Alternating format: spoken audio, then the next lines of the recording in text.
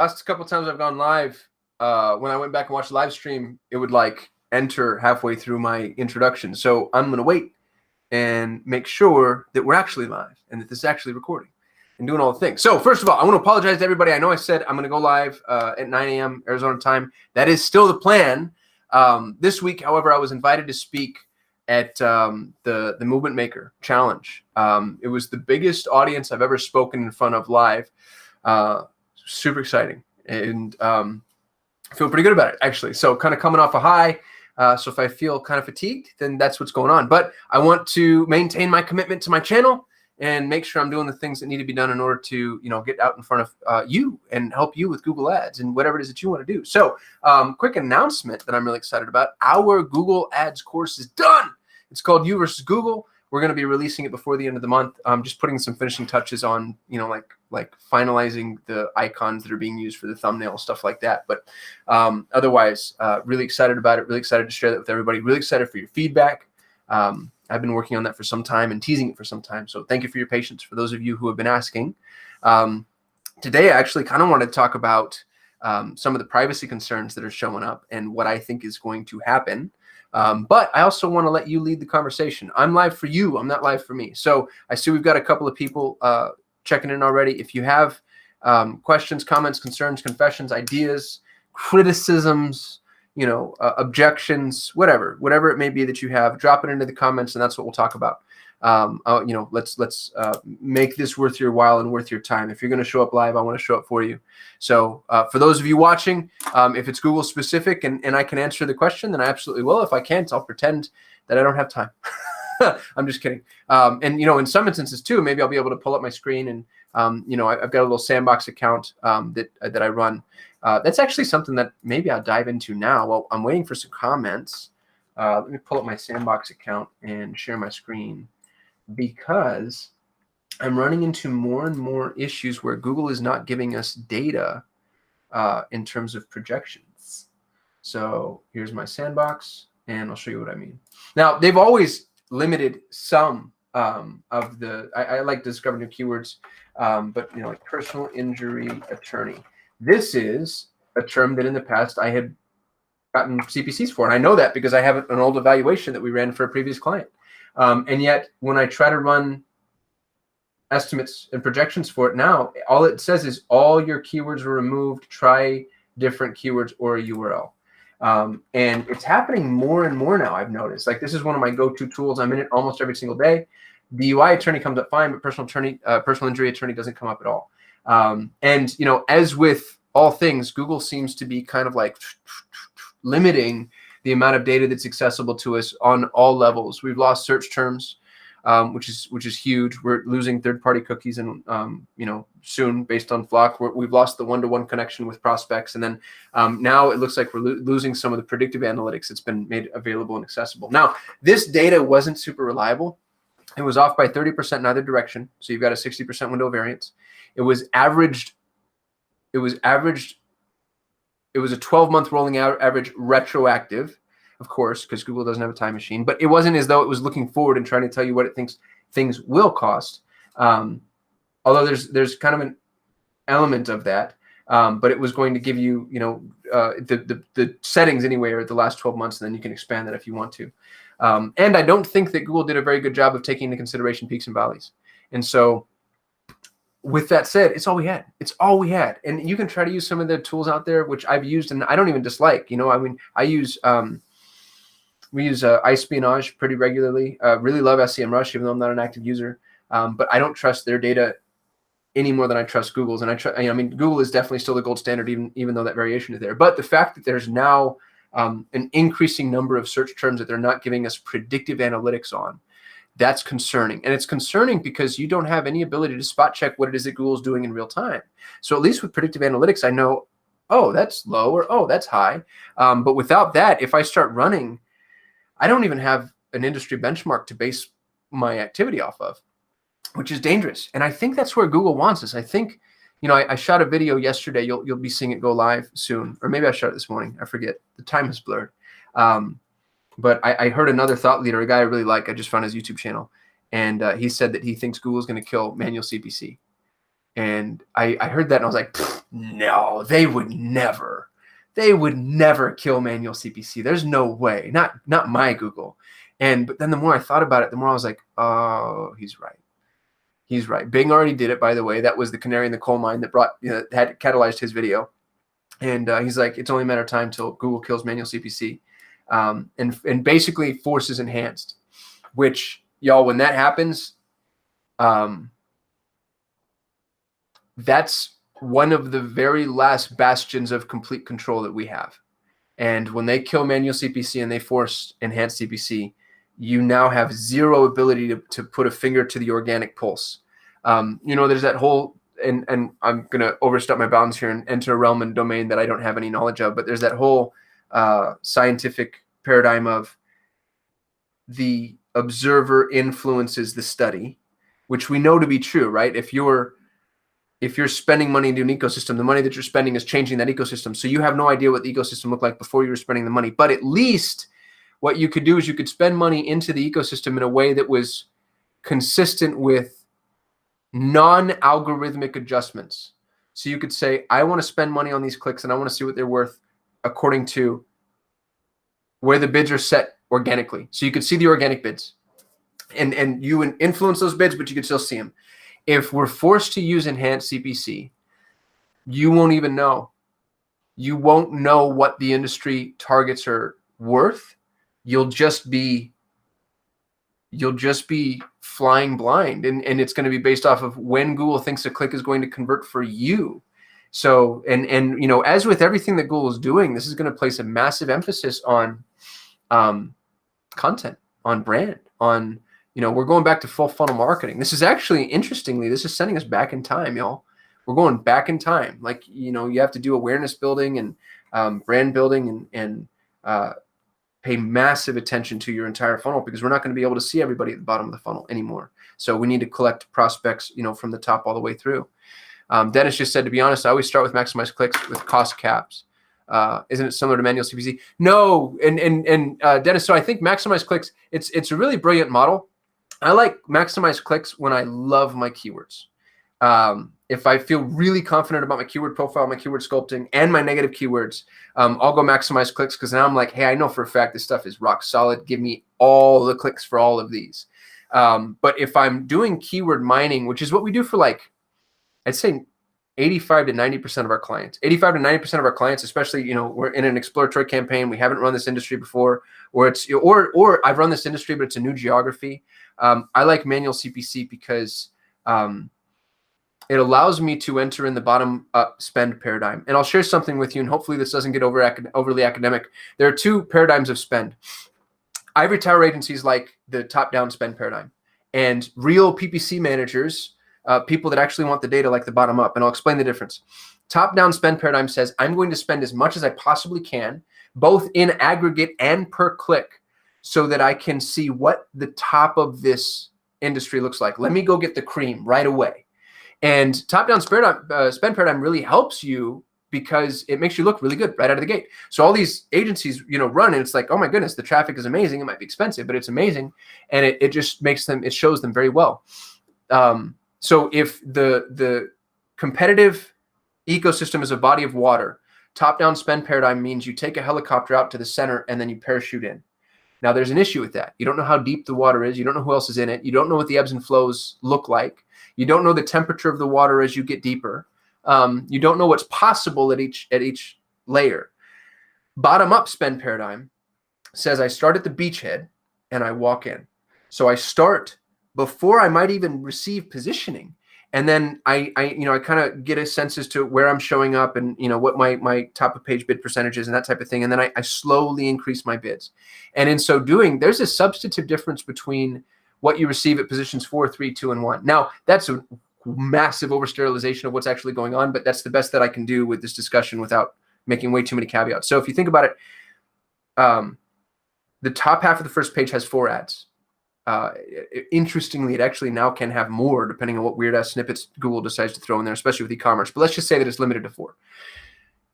Position number 4, all other things being equal, like quality score, Position number 4 is going to be cheaper than position number 3, then position number 2, then position number 1. Now, I realize that if you're more relevant, you pay less and you rank higher, but let's assume that all other things are equal.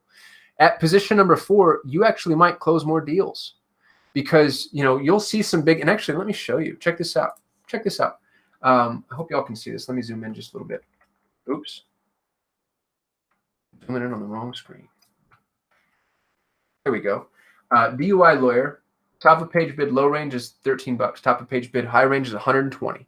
Now, that doesn't necessarily mean that position 4 is 13 and position 1 is 120. It just means there's a range. But let's say that, again, to sterilize this for, you know, so that we can all actually have a conversation about it, let's simplify our terms and say position 4 is 13 and position 1 is 120. Well, if you're getting 25% of the leads, let's say, or 20% or 10%, and you know the quality isn't too heavily diluted, you actually might be better off at position 4. It might be a more effective use of your spend long term. And if not, then maybe position 3, then maybe position 2, then maybe position 1. And even if you do need to be, you know, on the higher tier of spend, traveling from the bottom up lets you know where else there is to go. So if a big competitor comes in and starts hemorrhaging money, it's dumb money. That we see happen all the time. Anytime, you know, if a VC backed anything enters the space, they just start throwing money at crap. You at least know what, okay, I can fall back to my position 2. I can fall back to my position 3. And you know what that looks like. You know what the implications are. You have a full view of this ecosystem because you started at the beachhead and you walked your way in. And now, you know, you can stay where you are, or you can travel up and surface. And manual CPC allows you to do that. If they force enhanced, then you're in a position where Google's always going to throw you to the top and charge you more money if it thinks that you can convert. And that if it thinks you can convert thing becomes a real big caveat too, because it's going to be based off of historical conversion data. Well, if you don't have any, you know, we're in that weird chicken and egg that I think a lot of automated bid strategies put you in. You don't want Google to go out there and maximize conversions until you know what your conversions are. The analogy I give people is, imagine taking a robot, sending the robot to the store with $10,000. And I say, hey, Mr. Robot, here's $10,000. Go to the store, get me all the bananas you can get me. And then the robot comes back with 50 bushels of bananas and say, great, I did it. And I spent your 10K on 50 bushels of bananas. And you're like, no, bananas aren't worth that. So what you want to do is you want to take the robot, tell him to go to the store and come back with all the bananas he can and tell you how much they cost. And when he's like, oh, bananas are 5 cents a banana, then you can say, awesome, here's $10,000. Go to every grocery store in the state and get me as many bananas as you can at roughly that rate. That's why I like starting with manual CPC, because it lets me see what the ecosystem looks like first before the robot starts to influence it. And to force enhanced or to use any smart bidding right out of the gate, I mean, it can work. You know, I've seen it work with smart shopping, but we just lose control. We just lose control. And we're in this situation where we're constantly losing control. Google is becoming this thing that we're actually not optimizing inside of Google. We're optimizing everything on the peripherasis. And then we're contending with it. It's like this black box, which is really interesting. Bohan's asking me to speak on DSA and strategy for best ROAS. Yeah, so I think DSA is I think it's one of the biggest missed opportunities in the realm of Google Ads. If you're not familiar with DSA, incidentally, it's dynamic search ads.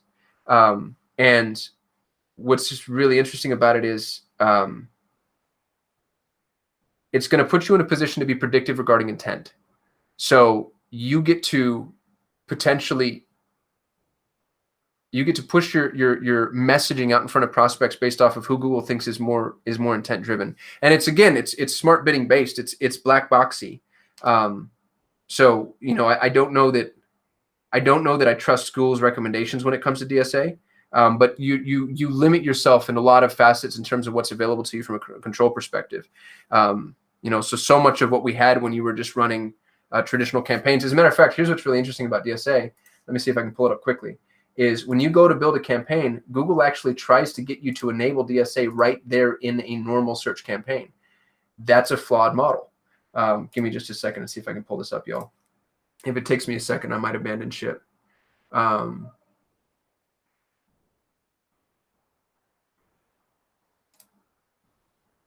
we go. Check this out. So this is a normal search campaign. And let me show you how I got here. Which I should have done. I go to build a new campaign.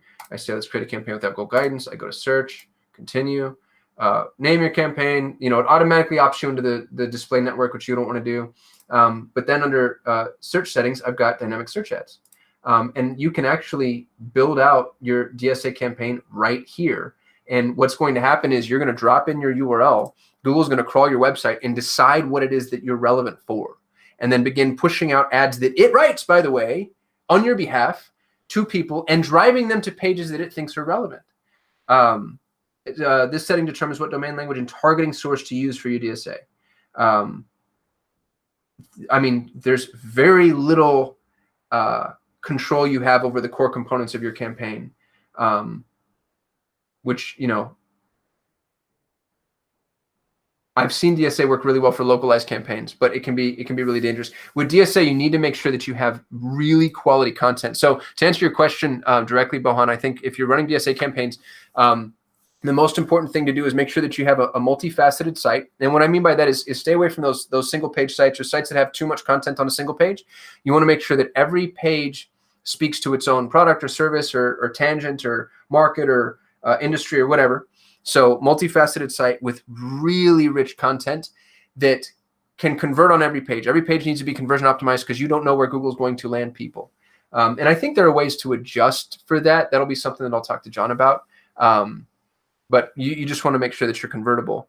I see Pareto said, is it okay to raise bids on audiences in my campaign on ones that are working or just make a whole new campaign? No, it's definitely okay. Absolutely. Man, if you've got audiences that are performing from a campaign perspective, what's really cool is you can actually do an overview. So you can add an audience segment that you're not making any bid adjustments on. You're just watching it. And then as that audience performs for you, you get to increase bids. I have a dynamic bid adjustment for that audience.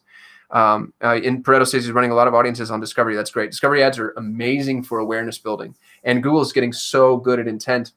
I shot a video this morning on the fact that 65% of all clicks or 65% of all searches are now no-click searches.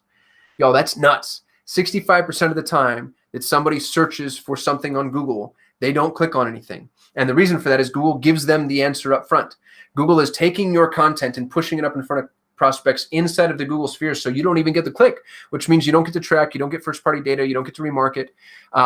And the reason they're able to do that is a very strong indicator that Google knows what you want. Google has been able 65% of the time to deliver 100% of what somebody wants. They've satiated 100% of their curiosity. And what that means is the power of in-market and affinity to audiences. And then using Google Discovery, I think, is going to play very heavily on both of those. So great job with you, Pareto. Imran is saying hi. Hi, Imran. Yvonne is asking, why do you love Facebook ads so much? Yvonne works with us, by the way. He's the head of our technical team, and he knows how much I hate Facebook. Facebook, just so y'all know, here's a quick aside. We don't run Facebook for clients any longer. We cut that out because it's such a pain, but we do have some higher tier clients that I work with on a direct basis that we're running Facebook ads for, and we've done it for ourselves. Facebook just killed our business manager. We woke up one day, Yvonne woke up, and they just disabled it entirely, wholesale, no opportunity to get it back. It wasn't one of those situations where it was like contact Facebook support. They're like, you're done. You have violated our community standards. Y'all, I used to teach Facebook compliance. I spoke at Infusionsoft, PartnerCon, and ICON on advanced Facebook ads. I know that ecosystem. And they just killed our business manager. And we have no idea why. And they won't explain it. And their chat support is abysmal. And I know one of the best Facebook agencies on the planet. And I tapped him for help. And he's like, sorry, bro, I've seen this happen before. What we normally do is create 2 or 3 business managers as backups. Think about that. What kind of ecosystem is that Facebook, that you have to create 2 or 3 different ad managers just in case they disable one? And if I am actually doing something wrong, why would they even let you do that? One of my buddies, Dennis Yu, who's a world authority on Facebook, he had his business manager killed. I saw him go to, he posted to Facebook about it, ironically. And I mean, the guy, you could feel the tears through the post. It was nuts. So, Yvonne, thank you very much for bringing that up and ruining my day. I hate Facebook with everything inside of me, but it's a necessary evil in so many ways. And it actually really helps feed Google, especially with smart shopping. Imran is asking, what's the best strategy for segmenting products for smart shopping campaigns? You know, it's funny, man. I'm backpedaling on something I've been saying nonstop since smart shopping started. Google has told us, don't separate your smart shopping campaigns. Don't segment your campaigns. Instead, put all your products in one smart shopping campaign and let us decide. And what we found was Google prioritizes the product that's easiest to sell, but that hurts you, especially if you have a lot of SKUs. Let's say you have 1,000 SKUs, and your lowest ticket SKUs are your lowest margin generally, right? It's kind of a ubiquitous truth. or at least you're going to make the least amount of money on them because they're low ticket, but they might be the easiest to sell because that's where the most search traffic is. Well, you have a limited budget and it's set on that campaign level. And so Google's going to prioritize the products that it's able to sell, where you have a bunch of other products that might be selling were it not for Google's prioritization. So what we've told clients to do is to split up their smart shopping campaigns according to margin, high, medium, low. And then you can prioritize your spend based off of that margin. However, we've made a mistake that only is now coming to light. Now, first of all, let me just say that's worked, and that's worked really well.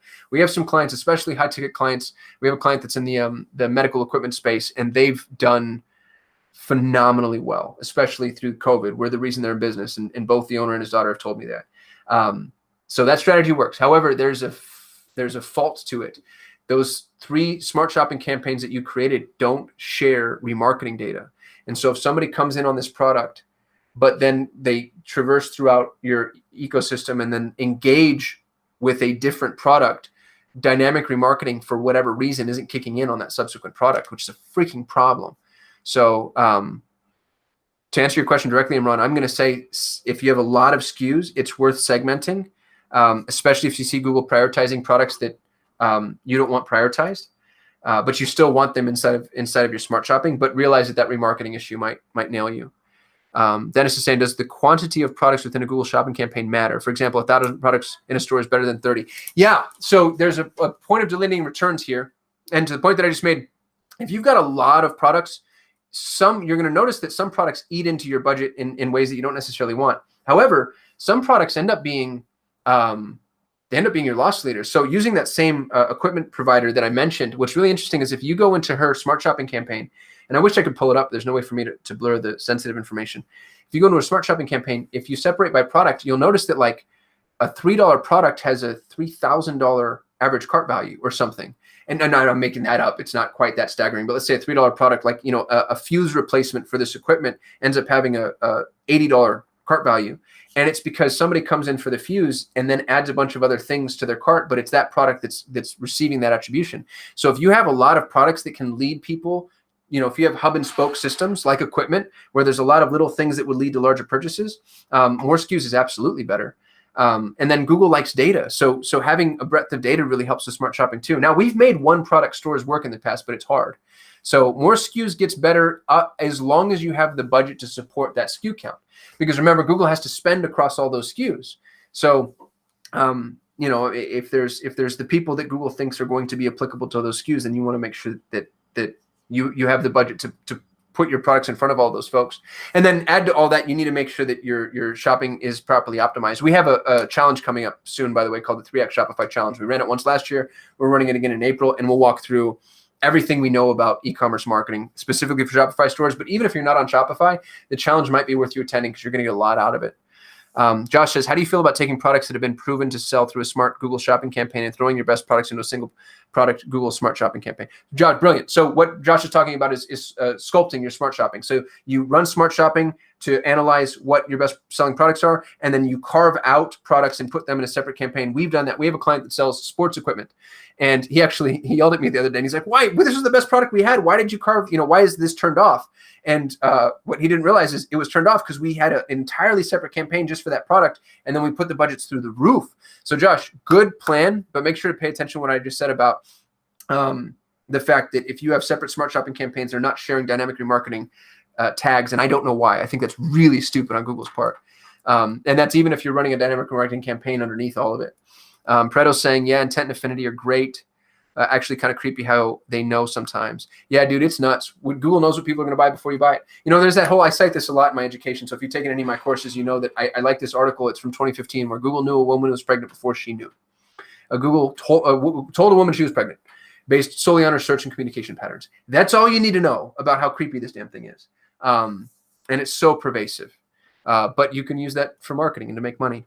Imran is saying, what ideally should be the ratio of new versus repeat users coming through shopping ads? Should we use the new customer acquisition feature in smart shopping? Man, what a great question. I don't know that I'm equipped to answer that. Smart shopping is heavy on the remarketing.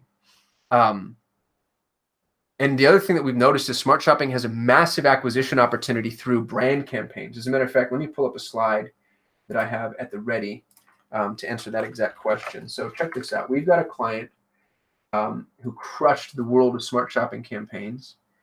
And here we go. See if y'all can see this. I'll zoom in a little bit. Maybe I'll just present.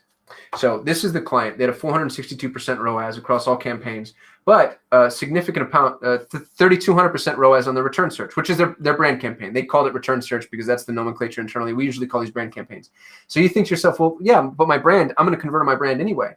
However, if you look at their top conversion path, you'll see that smart shopping catalyzed the interest, brought the prospect in, and then their brand campaign converted. So you're going to get a lot of brand conversions, a lot of remarketing conversions where smart shopping was actually the acquisition target. That's why for a lot of smart shopping campaigns, not for all, but for a lot of smart shopping campaigns, we like using first click attribution because it at least tells us, to the point that you just made, Imran, as far as new customer acquisition, it at least tells us where customers are coming from. Now, this can get real dangerous real quick because I wouldn't encourage you to enable that straight out of the gate, go after new customer acquisition, because you don't yet know what your conversion path looks like or what the time to purchase is. So you might have a longer conversion path and not even realize it. And you also have to pay attention to delayed attribution, because what Google tells you your conversions are today, like if you look back at last week's conversions, and last week is done, and Google says you had a 300% ROAS, and then you go and you wait a week and you look again, you might have a 350% ROAS because delayed attribution is basically put data back in based off of current conversions that have taken place. So I would get a sense as to what your top conversion path is first, and how long it takes, and how many impressions people need before they make a purchase. Because statistically, it's 31 impressions. People need to see your ads 31 times before they're ready to convert. And so if you're bouncing too soon, and if you're prioritizing new customer acquisition before your spend has been properly attributed to the customers that need to be coming back, you're putting yourself at a disadvantage. So I hope that's helpful, Imran. Let me know if I'm being a fence sitter. Pareto says, I've been binge watching all your videos. Well, first of all, I'm so sorry for how annoying I am, but really, really appreciate you watching, brother. Thank you. Appreciate all y'all, by the way, for watching and the comments. And, I always, before I started shooting YouTube videos, I kind of thought it was like mean. It was like a mean place where people went to say mean things. And I haven't had any of that. It's been nothing but like really awesome, amazing people. Our boy Bohan, who's on this call right now, has been sending me stuff to give me. Bohan, you didn't respond to me. I want to have you on this. I want you and I to do a chat together if you're willing to do it. So let's you and I, because Bohan shot me this amazing pro tip, and I was like, bro, I don't even feel equipped to present this. So I'd love to have you as a guest. But yeah, YouTube's been phenomenal for us. Dennis is saying low ticket versus high ticket products on Google. It's a good question. Oh man. Depends on what works. I like low ticket products that have a strong ascension. So consumables, for instance, we've got a client that sells, she's the inventor of coconut toothpaste, and she loses money on her first purchase every time, but her retention is almost limitless. When people start using the toothpaste, they buy it forever. Great low ticket. If you can make your low ticket self-liquidator profitable, then low ticket tends to be easier to scale.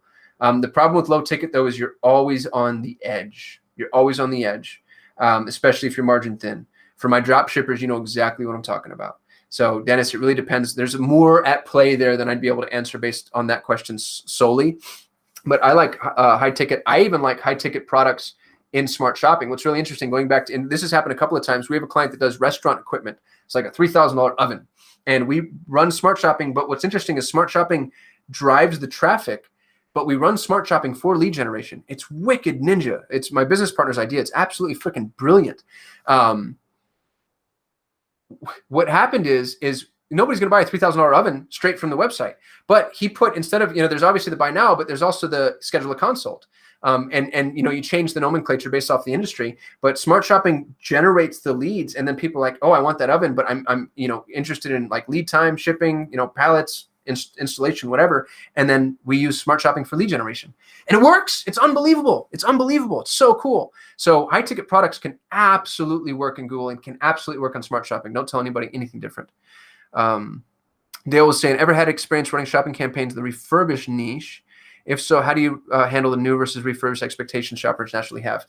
I don't have any experience with that, and so I'm not going to comment on it. If I were to just guess at it so that I'm giving you some value, because I always appreciate people that ask questions, I think you're going to do better if you have the original products and the refurbished products. So if you're just a secondhand store, I think you might be in tough shape, because you're basically selling one-offs of everything. But if you've got, a bunch of iPhone 7s new, not that you would, because I don't think Apple allows that. So I'll use a different example. If you've got a bunch of new devices, and you can be a certified manufacturer or certified reseller or whatever for that, but then you also have the refurbished, now it's a pivot. You drive the smart shopping campaign to the new product that is, because that's multiple quantities. A refurbished item instantly by design becomes its own unique product. So, an iPhone is an iPhone, but the minute it's a used iPhone, that's, Dale's used iPhone. And so if you can drive traffic to new products and then make the refurbished product available and accessible, that's the way that I would run that and that I would pivot. I hope that's helpful, Dale. I kind of made that up on the spot, so I don't know if that's going to land. eMarket Ocean, make money online. Has the best name ever. Just said, hello, guys. Hello, eMarket Ocean, might make money online. Dennis, do you think Google ads are such a free win to nearly every industry? No, God, no. I tell people on sales calls that 50% of all Google ads campaigns fail in the first 90 days. I don't think they're a free win at all. I think that you need to do, it's basically the first 90 days is a viability study. We're going to test, and you know what's really interesting about it, Dennis, is we're not testing Google. We know Google works. We're testing your business. To give you an example, I won't take general dentists anymore, because if you're, depending on the geography, but if you're a general dentist in a normal geography, there's one dentist on every corner. Every dentist is offering, this is in the States, but every dentist is offering, your first exam, cleaning, x-rays, and whitening kit for like $39. And they're all spending a bunch of money on Google ads. You can't successfully monetize that long term. It costs more per click than the patient ends up being worth, because the retention is horrible. So no, I think that Google ads requires proof of concept. Now, once you've proven concept, you get to see how deep that well goes. But there are some industries that I won't take. Realtors either. Residential realtors. We'll do real estate investment. I had the highest performing real estate investment campaign on the planet for 7 years. Hashtag no big deal. But residential realtor, there's no way. There's no way. Zillow, Trulia, Redfin, they're all bidding on the phrases already, so it's way too high. And then you get every idiot at a real estate school that just goes and opens a Google Ads campaign and has no idea what they're doing. So they use Google Ads Express, which just hemorrhages your money. No, there's a ton of industries that can't work.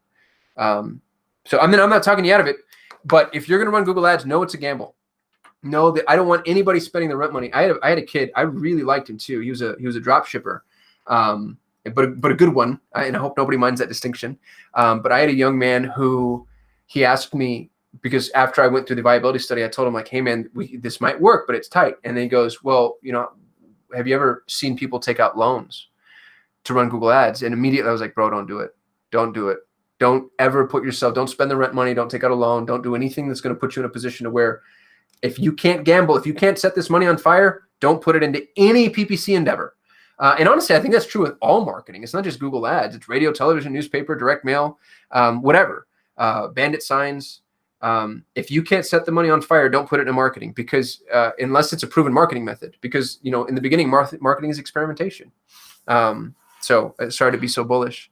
Bohan's saying, yes, you're the best. All right, Bohan, I expect to see you here soon, brother. Imran's saying, how should we handle Google shopping for an industry like fashion, where products change every 3 to 4 months in all history, and Google's learning for products may get lost? Bro, I wish I knew. I have that issue right now. We have a phenomenal retailer who just signed up with us. She's amazing. She's a world-renowned, award-winning designer. Everybody loves her stuff, but she refreshes quarterly. And her campaign's still being built out, but we've told her, 3% of her products are evergreen.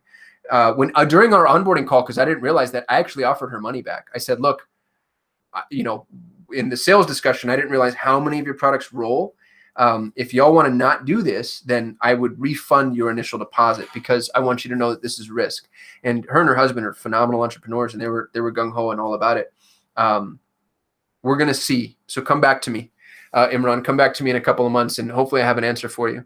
Bohan is, I run DSA, but on low budget in my country, click is cheap. That's great. Yeah. And DSA, by the way, is really kind of cool, especially if you're localized. In my country, we don't have shopping ads, so we use search and display ads. Dude, where are you from that you don't have shopping ads? I didn't realize that was a restriction. Interesting. My shop has a 2,700 SKUs, so DSA is logical for me. Yeah, that makes a lot of sense. That makes a lot of sense. Good for you, man. Lloyd, I ran a campaign for about 45 days and then gradually increased the target ROAS over the following month. I've now noticed a drop in conversions. Why is this? Yeah. So, Lloyd, this is you and everybody. The joke is, as soon as you know, like changing TROAS, you're gonna see a decrease. What's happening is as you scale any campaign, and it's not just TROAS, it's lead generation campaigns too. As you add more budget or basically ask for more, there's a point of delineating returns, and you're starting to find it. So what's happening when you're changing your TROAS is Google is being stretched. You know, we're all based on this capitalistic ecosystem of supply and demand. And so the more you want of something, and in target ROAS, you want more profitability, the more in demand that may be. So you can get a higher target ROAS, but you're going to see less purchases. And so it's this nonstop point of calibration, you know, and then you try to spend more, but as you spend more, you know, you'll notice that your conversions go up, but then your ROAS starts to drop. And what's frustrating about it is you're not just calibrating with 2 dimensions. That would actually be pretty easy. You're calibrating across 15 dimensions, you know, and multivariant to boot. So it ends up being pretty frustrating. And to be honest with you, that's why I have a job. Like the issue that you're running into right now is why people employ agencies, because if it wasn't for the calibration piece, we would just build it and then turn it over, which ends up not being the case. Dale says, much appreciated. Appreciate you, brother.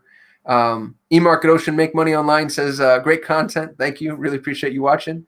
Dennis is saying best alternative to Google Ads, volume, profit wise. Well, it depends. And most people don't consider YouTube as part of Google Ads. I don't know why, because it's run from the Google Ads ecosystem. But if you think Google search and YouTube are two separate, then I would make sure you're examining YouTube. But if you're talking about the entire Google sphere, the only alternative right now is Facebook, volume-wise, because nothing else. And Facebook doesn't have Google's reach. You know, the Google Display Network reaches 90% of all internet users on the planet. 65% are reached on a daily basis. So nothing is prolific as Google. That's why we're all as screwed as we are when Google makes big changes, because we have no alternatives. You know, Bing says that it has 30% market share. That's a lie. Google says the same thing, and they're both involved in this. There's Yvonne with his Facebook ads. I swear to God, how do I kick people off of a live? Does anybody know? If somebody knows, chat at me how to kick Yvonne off of our live, who I love dearly and is a good friend of mine, but he's triggering me with his Facebook ads. What was I saying? Yvonne, you just killed my train of thought. Volume and profit wise. Oh yeah. Google and Bing are both colluding in this weird conspiracy to say that Bing has 30% market share. Google likes to say it because it helps reinforce the idea that Google doesn't have a monopoly. And of course they do. Bing likes to say it because it makes them sound relevant. Bing might have 30% market share per capita, but it has the 30% of people that don't search. Google has 95% market share by search, as evidenced by their income numbers. So Dennis, I wish I had a good alternative for you. You know, and the issue with Facebook is you can't even say it's an alternative, because Facebook, generally speaking, is top of the funnel. It's awareness building. Google's bottom of the funnel. Google search anyway. So right now we're all at the mercy of Google. I'm interested in seeing, here's my prognostication for the day, and I'm wrong about everything. If I was ever right, I'd be a wealthier person, so ignore me. But I think the Internet of Things is going to yield the next big disruption, because right now Google owns screens. It owns smartphone, tablet, all of it, desktop, computer, laptop, whatever.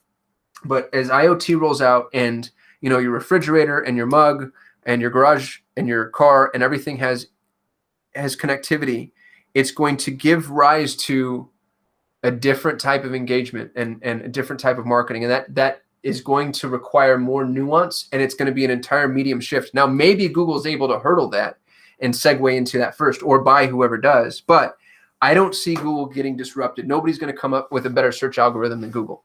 I hope I'm wrong. I'd love to see a good competitor. Competition, it's what breeds efficiency.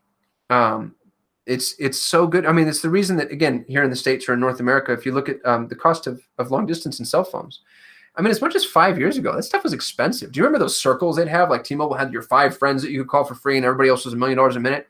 And now, I mean, for $10, you can get unlimited talk, text, and web. It's not great service, but you can get it. And it's because the competition between all those major providers has driven the costs down. We need an alternative to Google, and we don't have one. Bohan's in Serbia. I didn't realize that Serbia didn't have search. That's good for me to know.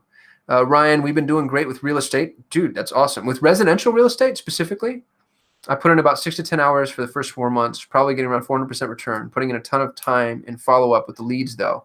That makes sense. Ryan, let me know. Are you in residential real estate or are you in real estate investment? Are you doing like wholesales, creatively structured deals, flips? Or are you doing actual retail? And if so, I need to know how you're competing against, like, because Zillow, when we tried to play the retail game, Zillow's, between Zillow, Trulio, Redfin, all the others, the CPCs were $10 to $15.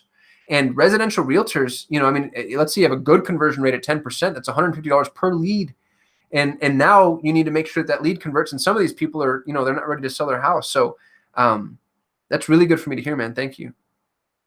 Imran says, any quick hacks to grow direct brand organic traffic? Start a YouTube channel.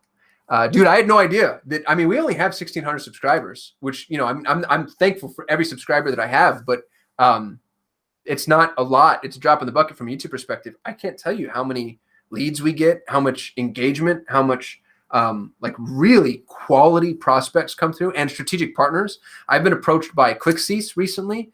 They want to partner up with us. They gave us a free account to test. We were approached by DataFeed Watch, who also wanted to partner up with us. I ended up on their blog for Smart Shopping. I'm like a featured partner. So yeah, I think that YouTube has been just amazing for us. Ryan, back to Ryan. I was going to check if you do consulting for real estate. I have around 75 to 100 campaigns. Each town and city we serve has at least 2 campaigns. Dude, I'd be happy to talk to you. You might know more about it than I do. I played real estate investment. You're playing residential. But if there's value that I could provide, I'd be interested in it. My website. So, just hit me up through the contact form. Make sure that ask for me specifically and let them know that you watched me on a live stream. Otherwise, you're going to get one of my sales guys. And nobody else used that trick. I shouldn't have just said that. Damn it. Ryan saying average property is over $1 million. Oh, dude, brilliant. So what Ryan just did is he went and answered Dennis's loaded high ticket question. The only way to make a commoditized industry work is to go high end. That's, by the way, what I did, y'all. That's what I did. I have the best and most respected Google Ads agency on the planet. I also charge more than anybody else charges. You can go get PPC for $500 a month. We started $1,000, and even those clients, we don't take on many of them. You have to be in a really good shape. So what Ryan just did is he took an industry that it's a snake eating its own tail, but he elevated himself above the industry by focusing on the high ticket. Brilliant, brilliant, brilliant. Dennis, how much time do you need to realistically manage one Google Ads account? Does it depend heavily on complexity, campaign structure, and the market? Yeah, that's a loaded question too. It really depends on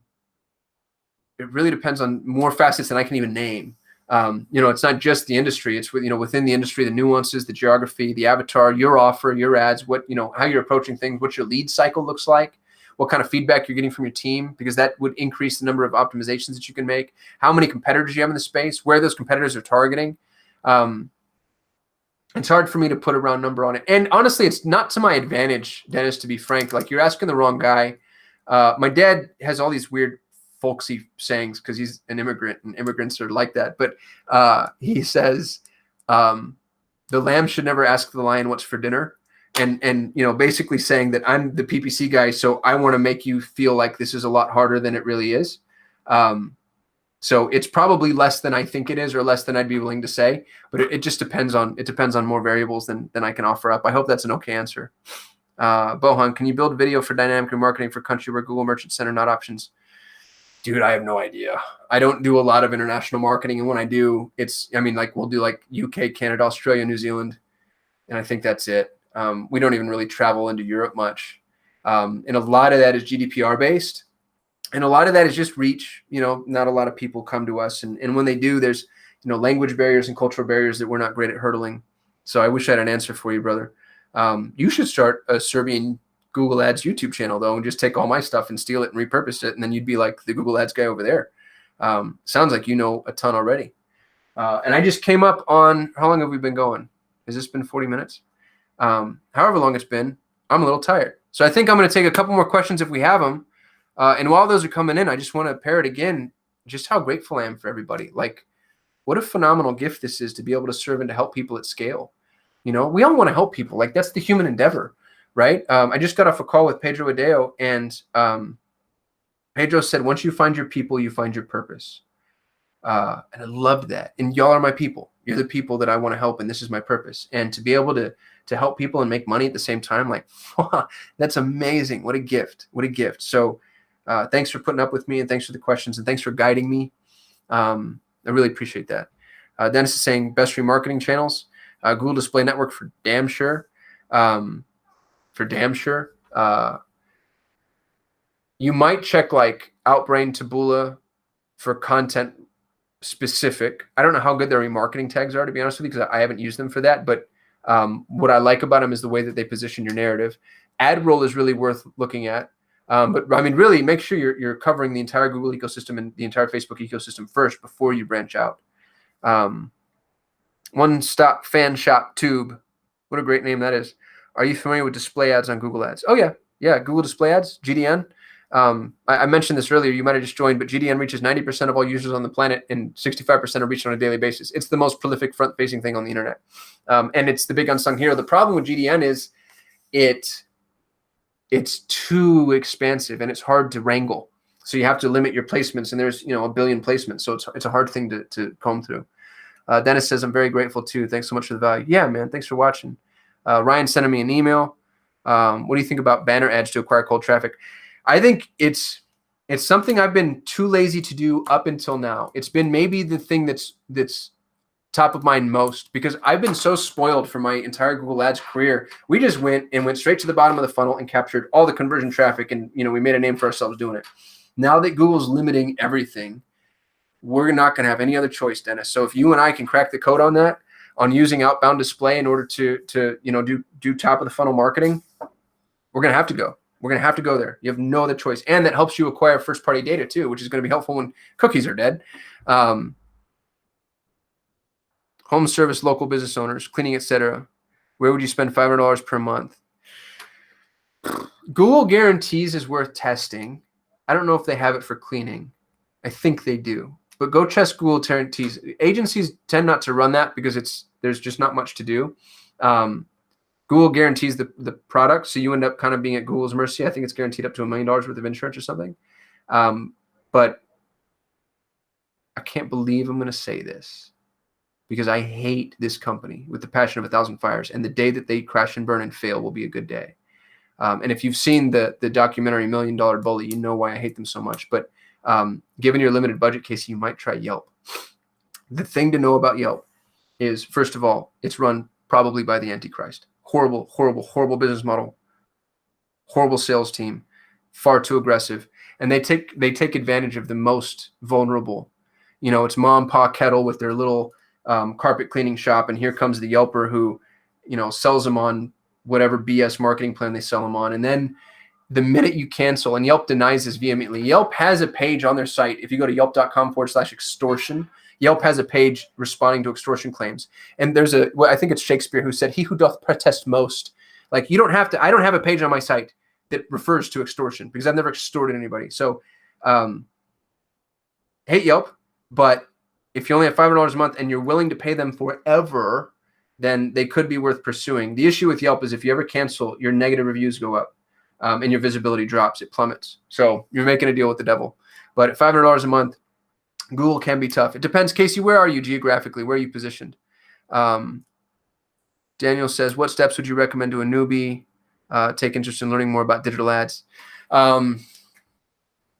I'd get some training and some education. I really like Isaac Rudansky's course because he teaches the navigation really well, but I don't agree with all of his strategies. He's got a course on Udemy it's not expensive. And then there's this guy, Ed Leak of God Tier Ads.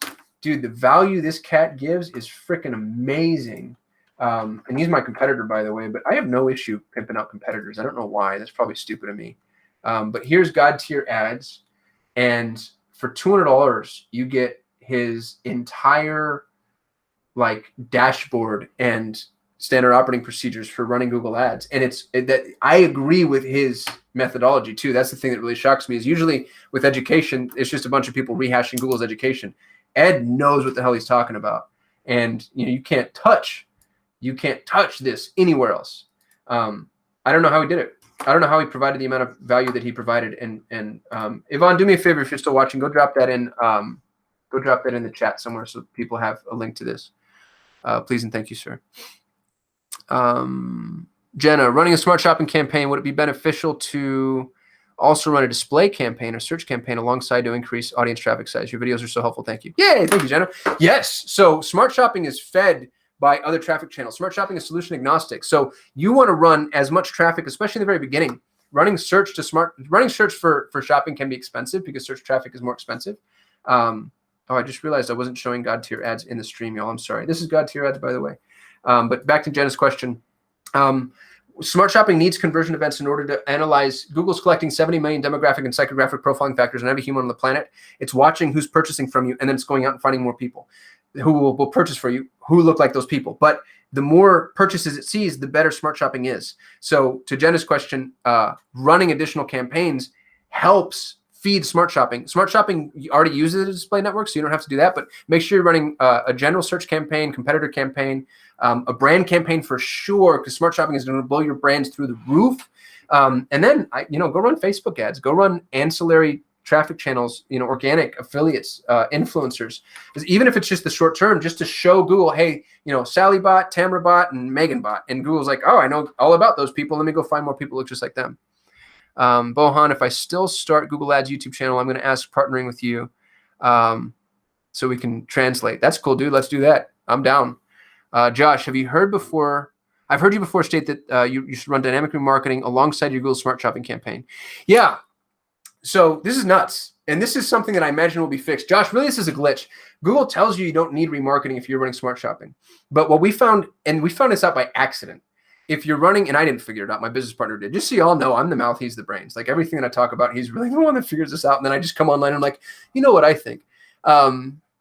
We had a dynamic remarketing campaign in place for a client that we rolled Smart Shopping into.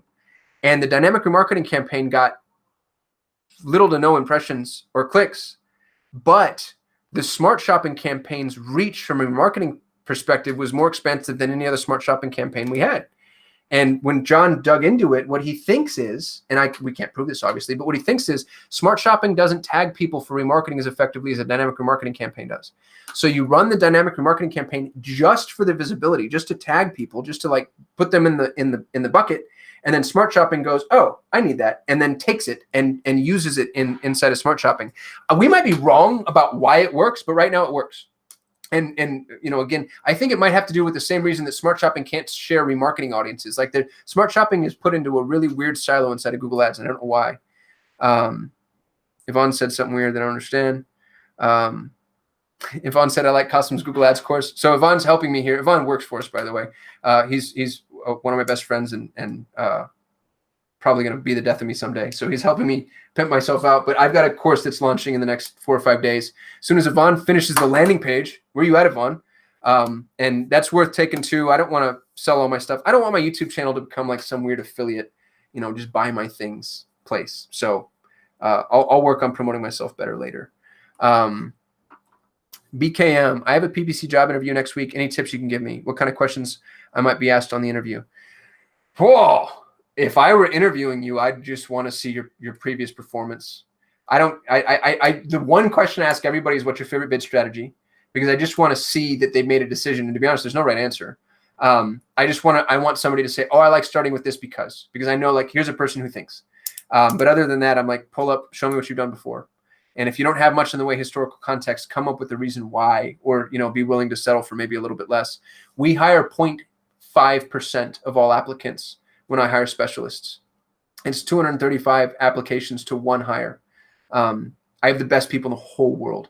And it's because we only hire people that have proven track records. Casey's saying that stuff is really good. Daniel says, I really appreciate the resources. Appreciate you. Thanks, Jenna. Hope that helps. Tell them you watch Costum. You should be good. Ha, that's funny. Yeah, BK. Tell them you watch me. And that's all I want to know. All right. eMarket Ocean, Make Money Online is out. This has been about an hour. So I think I'm out too. Appreciate all y'all though. And as promised, I'm going to try to go live every Friday. I had way more interaction today than I have in previous weeks.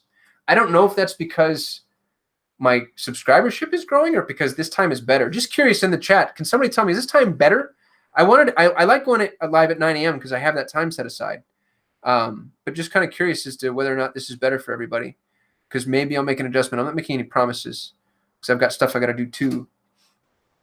Nobody's chatting. Maybe you can just comment after the fact. Getting nothing. I'm just going to sit here awkwardly. I have 2 children. I'm not afraid of awkward silence. Better from Casey. Thank you. Thank you, Casey. I got an answer. All right. So later in the day is a little bit better, according to one vote, which is 100% of the votes right now. So I'm a Google Ads guy. I like data. Cool. Let me play with that. In the meantime, just assume that we're oh, Daniel's saying this time works for me. Bohan is saying this is better. Okay. All right, y'all. I'm going to see what I can do there. In the meantime, I've already made promises to folks that it's 9 a.m. Arizona time, which is, at the moment 9 a.m. Pacific. So count on 9 a.m. and then if I adjust, I'll make an announcement somewhere. Josh, your value is unmatched. Keep doing what you're doing, brother. Hey, appreciate you, man. That's really kind of you. Thank you. I'm doing my best. Hey, another Bohan in the group. Dude, have I been talking to the wrong Bohan? Ah, that's so embarrassing. Well, I love both you Bohans then. Yeah, that's so funny. Dennis says it's always a coincidence. When I see you live, I'm watching no matter what the time. Well, I appreciate you, man. Appreciate you. Morning's a little bit easier for me to manage, but if it's better for y'all, I'll see what I can do. Cool. Anyway, y'all are awesome. High fives. All that. Peace.